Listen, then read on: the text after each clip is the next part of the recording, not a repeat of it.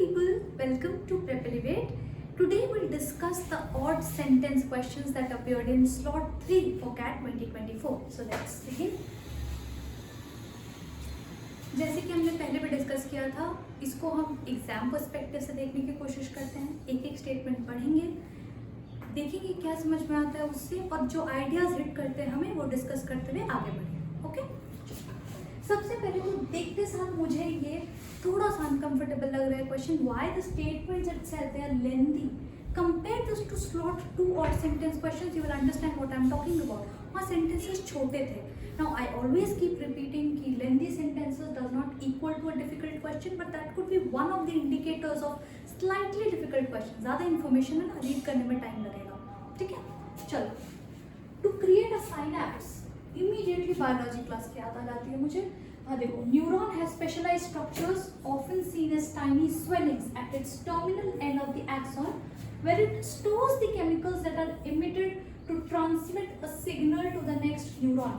Neuron के बारे में बात हो रही है, उसके स्ट्रक्चर के बारे में बात हो रही है कि जो नर्व एंडिंग्स रहते हैं ना, वहाँ पे हमारे पास कुछ टाइनी स्वेलिंग टाइप के स्ट्रक्चर्स रहते हैं। वो क्या करते हैं, इंफॉर्मेशन पास करते हैं फ्रॉम वन एंड, वो साइनैप्स क्रिएट करते थे। थोड़ा भी अगर आपको बायोलॉजी याद होगा ना, ये चीज़ हमें समझाई जाती थी, राइट, कि एक नर्व का स्ट्रक्चर हम स्टडी करते थे। इट वाज समवेयर लाइक एक काइंड ऑफ ऐसे कोई स्ट्रक्चर रहती थी, फिर ये जैसे नर्व है, एंड देन देयर वाज ऐसे टाइप के कुछ स्ट्रक्चर्स रहते थे। तो जब यहाँ से यहाँ इन्फॉर्मेशन ये जो पास होगा ना, इस बारे में हम डिस्कस करेंगे कि कुछ टाइनी स्वेलिंग्स है। Pardon me for my horrible drawing, I know ये अंडरस्टैंडेबल नहीं है, बट थोड़ा सा अगर आपको कुछ मेमोरी में क्लिक करे तो हेल्पफुल होता है। तो इस तरह से कुछ हम नर्व एंडिंग्स के बारे में बात करें तो कुछ तो साइनैप्स है, न्यूरॉन है, और किस तरह से वो फंक्शन करता है उसके बारे में बात हो रही है, फंक्शनैलिटी के बारे में बात हो रही है। Okay, this fetal warm up act, this मतलब सब्जेक्ट कहीं पे डिस्कस हो चुका है, the topic has already been discussed somewhere and this is a pronoun for that. तो हमें ढूंढना पड़ेगा कि सब्जेक्ट क्या है। This fetal warm up act, the soldering of neural connections before the eyes actually function is crucial to the performance of the visual system. इसका मतलब ये जो न्यूरॉन के जो सोल्जरिंग प्रोसेस है, जो ट्रेनिंग प्रोसेस है, क्रिएशन प्रोसेस है या डेवलपमेंटल प्रोसेस है, before the eyes actually function, मतलब आपके आईज फंक्शन होने के पहले ये जो प्रोसेस स्टार्ट हो जाता है, it is crucial for the performance of the visual system.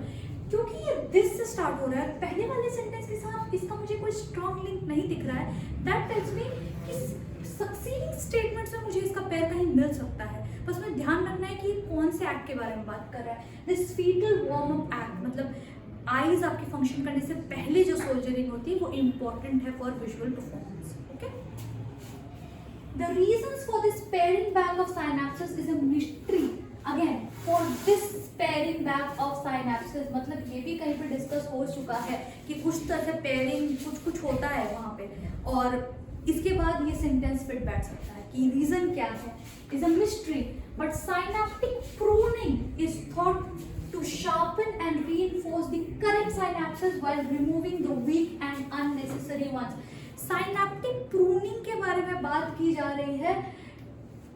Pruning as a word, pruning मतलब क्या होता है, ये यूजुअली प्लांट्स के कॉन्टेक्स्ट में यूज करते हैं। आपने देखा होगा जो बड़े लॉन्स होते हैं ना, गार्डनर्स क्या करते हैं, प्रूनिंग करते हैं कि जो अननेसेसरी है ना उसको, वीड को आपको रिमूव करना जरूरी है टाइमली, एक रूटीन फैशन में, so that it promotes the growth of healthy plants, वरना उनका ग्रोथ स्टंट हो जाता है। घर में भी अगर आपके पास फ्लावर पॉट्स है, आपको जो अननेसेसरी वीड है, जो ग्रोथ है, या जो लेट्स से ना there is a certain part of a plant that has withered and dried out, तो आप उसको हटा देते हो ताकि बाकी जो प्लांट है आपको वो अच्छे से ग्रो करे। तो ये जो प्रूनिंग है ना, ये जो साइनैप्टिक, जो नर्व्स की जो प्रूनिंग है, that is also extremely important, ताकि जो वीक साइनैप्सेस है उनको हम रिमूव कर सके, जो हमारे काम की नहीं है, और जो एकदम स्ट्रॉन्ग फंक्शनल साइनैप्सेस है उसको हम रख सके।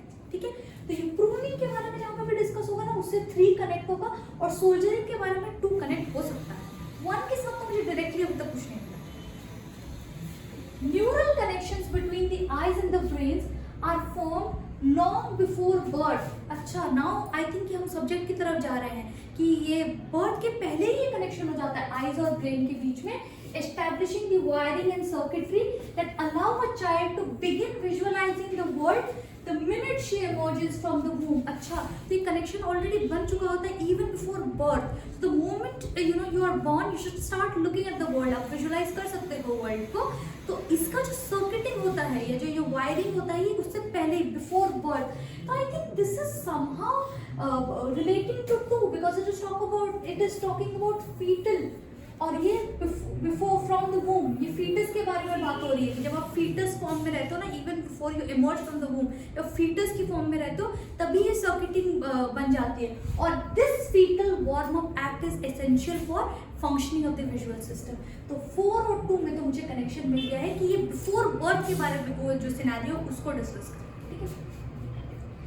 During this rehearsal period, again this rehearsal period, synapses, which are points of chemical connection between nerve cells, are generated in great excess.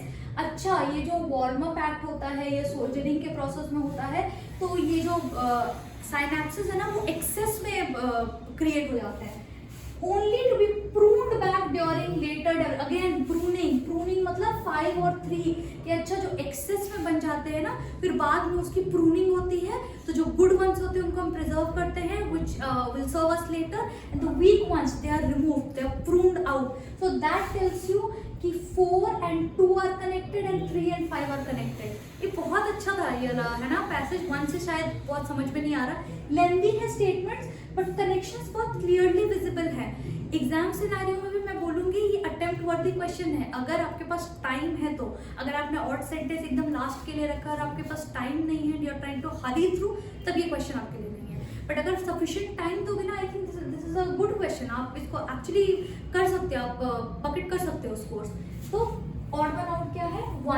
1 is talking about the latter phase, है ना, जब these are talking about the fetal stage, before birth वाले stages के बारे में बात हो रही है कि सर्किटिंग फॉर्म हो जाती है, एक्सेस फॉर्म हो जाती है, फिर प्रूनिंग होती है, और ये प्रूनिंग इंपॉर्टेंट होती है विजुअल डेवलपमेंट के.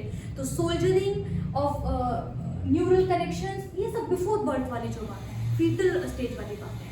1 इज ठीक है. I hope you have understood. चलो नेक्स्ट.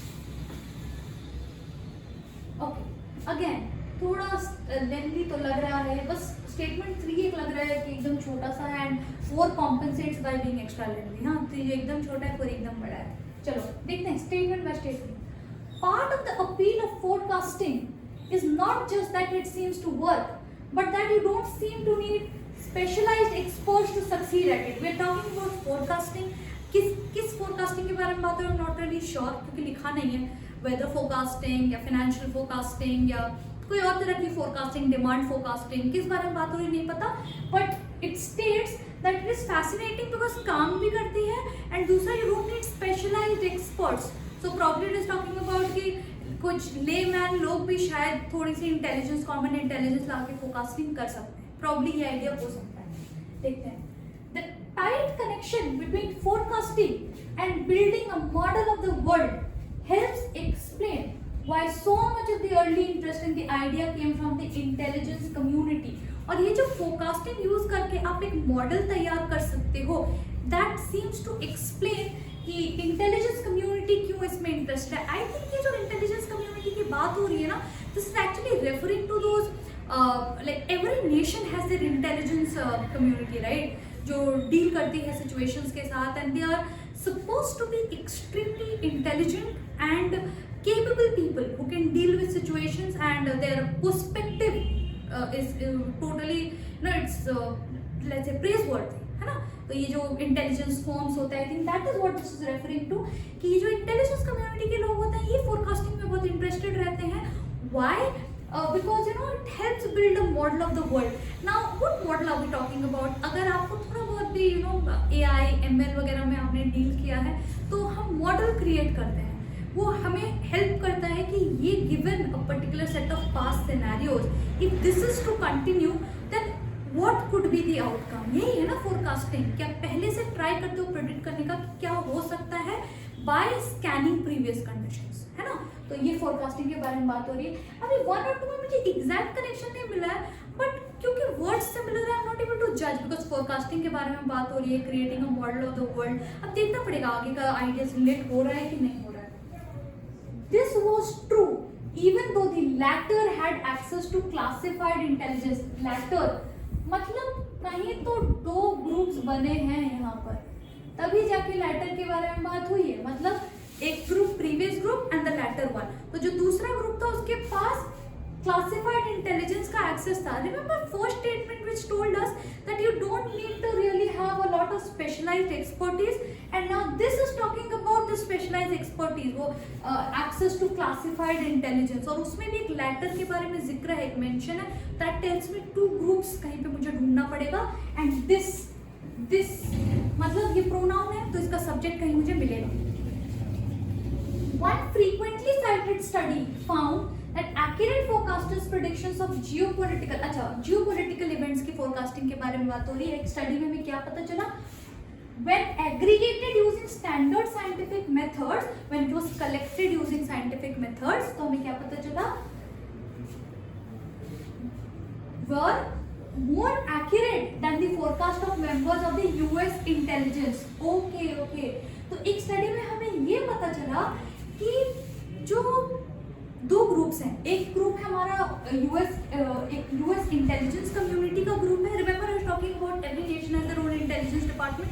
तो यही उस बारे में बात हो रही है कि यूएस इंटेलिजेंस कम्युनिटी है, ठीक है, और एक दूसरा है जो हमारा prediction aggregated using standard scientific method, जो हमने साइंटिफिक मेथड से हमने कलेक्ट किया है. इन दोनों को जब हमने कंपेयर किया तो हमने देखा कि इंटेलिजेंस कम्युनिटी से बेहतर परफॉर्म कर रहे हैं हम साइंटिफिक मेथड से जो हमने पता किया है, ठीक है. When aggregated using scientific methods were more accurate then forecasting. तो इनका जो फोरकास्टिंग था जियोपॉलिटिकल इवेंट्स का, it is better, it is more accurate. अभी दो ग्रुप्स हमें मिल गया ना, दो ग्रुप्स, एक है जो लेट्स से हमारा एक जो मेथड्स यूज करने वाला एक ग्रुप है साइंटिफिक मेथड्स, और दूसरा है यूएस इंटेलिजेंस कम्युनिटी. तो इवन तो अब देखो 3 और 4 और 3 क्लोजली कनेक्टेड हो गया. This was true.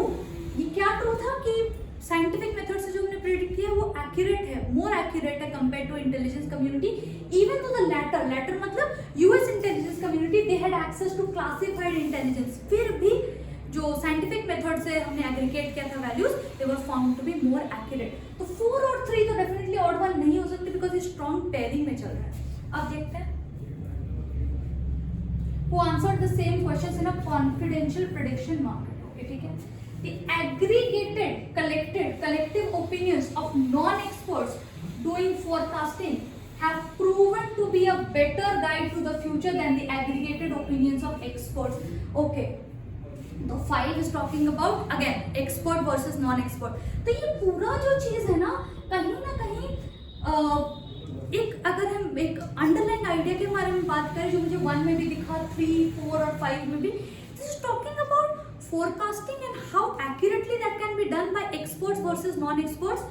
4 is trying to prove that कि जब हम एक स्टडी के बारे में बता रहे हैं, एग्जाम्पल कि non experts can also do better, they have been proven to be more accurate. Even though US intelligence community had access to classified intelligence, फिर भी तो नॉन एक्सपर्ट वाला कम्युनिटी वो बेटर परफॉर्म कर रही है.